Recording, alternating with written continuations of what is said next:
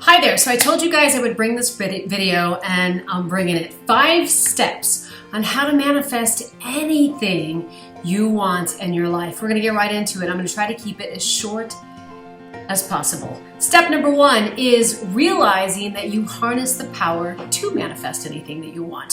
Step number 1 is realizing and acknowledging your power. So most world religions all, accept this collective belief that we are made in the likeness and the image of God, that we hold the power of the universe within us, which is why I always talk about, when I'm talking about potential, that it's not your potential that we're tapping into here, it's the potential of the universe within you. So number 1 step, before we can manifest all that we desire and whatever it is that we want to manifest in our life, we must first start with the realization that we can. That's it. Step number 1. And so kind of a side note from step 1 is really understanding the law of attraction.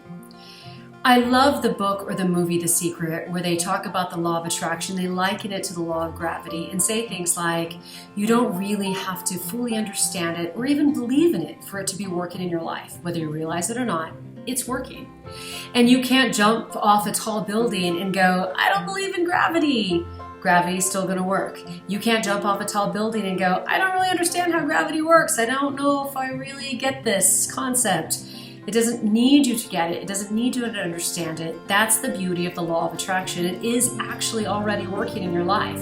So for you to realize the power that you've already harnessed, but here's the thing. I will take a step back and say, I do not like the book or the movie how they use the words thoughts become things, because that's not the truth. Your thoughts are fleeting and they're flippant, and they don't become your things. What has manifested in front of you are your subconscious absolute belief systems. That is what becomes your things, is what you know without a doubt that you know without a doubt for sure. Those are your subconscious beliefs. All that we seek in life is seeking us, both negative and positive. And so through this exercise of manifestation, I'm going to teach you how to stop manifesting negative thoughts and how to start manifesting the more positive ones. So step number 1 again, understanding your power. You are powerful, whether you realize it or not. Okay, so step number 2, and believe me, this is the hardest step of all actually. Taking responsibility for where you are. It is the most important thing that we can do for ourselves, and it is the most empowering and liberating thing, is to take full responsibility and realize that you are exactly where you believed you could be. You have called forth every relationship, every scenario, everything into your life that you actually believed in.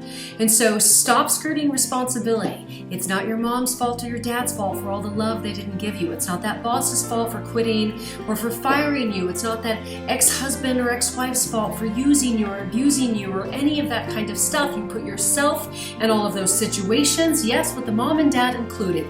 You actually did put yourself in those situations. And so I know it's hard to hear. I know some of you are going to turn me off, but let me tell you, when the student is ready, the teacher appears. The first time I heard about the law of attraction and the need to manifest and the need to ultimately take responsibility, I was turned off too. I actually cussed the person out who told me about this, like, F you, you don't know what I've been through. I didn't manifest all this shit, but yes, I did. And yes, you have. So taking responsibility for the fact that you are exactly where you put yourself in every scenario and every situation. Responsibility is powerful and it's necessary to move on. So I say right on the bathroom mirror every single day, I am to blame and I am to praise for all things.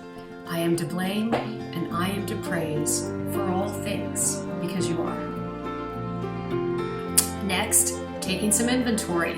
What are your undeniable, absolute, relentless belief systems that live within you? What stories have you bought into in your life?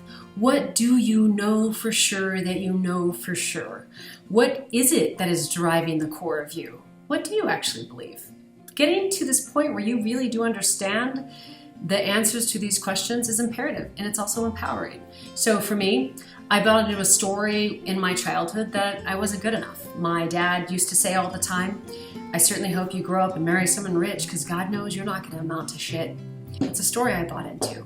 And I lived from this perspective. And the problem is that when we buy into these stories and we live from these perspectives, we communicate with people for the whole rest of our lives as if that story were real.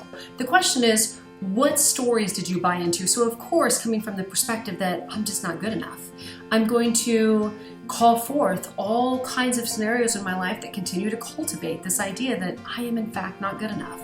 I'll never be enough. I'll never have enough. I'll never be anywhere near enough. And so as long as I'm coming from that perspective, I'm going to continue to cultivate it. So the question is, what stories have you bought into? Taking some inventory is step number 3. And step number 4, this is where it gets really fun, telling yourself a whole nother story. What is the truth? The truth of the matter is that as much as my father told me that I wasn't good enough, all of the evidence within me proved that I actually was. That he put his own fear and feelings and insecurities and doubts and worries and all of his own shit onto me, which is what a lot of people in our life do. That's not my shit. I'm just going to return that right back to the sender. That doesn't belong to me, actually. That belongs to you. And it's one of the most powerful things. So return to sender, tell yourself a whole nother story. That's not my story, that's his story. I am actually good enough. I'm amazing. I am talented. I am incredible. I have the whole universe within me and all the potential. I cannot even imagine what all I can do. So we're going to tell ourselves a whole nother story. And then we're going to create the life in our minds. Like, there has to be some definitive kind of idea of what it is that we want. That's why I love about Lucy. It's like the movie Lucy that we were referencing earlier.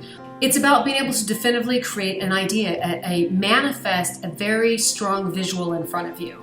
And I always say, so we're not manifesting things, people, places, or things, we're manifesting feelings. Because at the core of all of those things is a deep, driving feeling within you. You don't actually want a big, huge mansion of a house. You want it because you think that means that you've reached some kind of success in your life. And you want that success because it means you've reached some kind of security. And you want that security because it means that you've reached some kind of inner power. And you want that power because it means that you finally feel good enough. And you want to feel good enough because it means you're finally living in freedom. And you want that freedom to be yourself because it means you can finally just live authentically. And at the end of the day, it's actually not the house you want to manifest. It's being able to live authentically, to live free, to be you wholly. That is what you're trying to manifest. And so really get this idea in your head and really understand it. Follow the cord back. Again, at Free People Retreats, we teach people how to do this. Like, what is it that you're really wanting? Let me show you how to follow the line all the way down to the core of this feeling, because we're going to manifest that.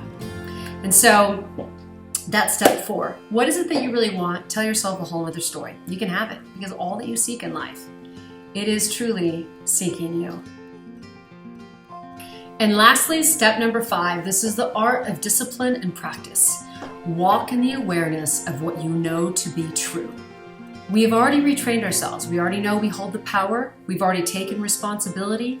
We've already stripped away all the old stories. We've already recreated all of the new stories. And now we're going to walk in the awareness of those new stories. We're going to walk in the awareness of our power that we are holding within us. And we're going to realize when we wake up and say, I am so powerful, everything I do turns to gold. It's insane. Everybody wants to be around me. Everybody loves me. There is kindness constantly surrounding me. All I have to do is think, I need some help, and boom, the universe puts someone right my way that helps me. When you start living in that kind of awareness and you actually start walking in it, so that's step 5. We're going to walk in this awareness, and it is all going to be wrapped up in this great, big, giant, beautiful word called gratitude. Gratitude changes everything. Those who say thank you have the most to say thank you for. It's the truth.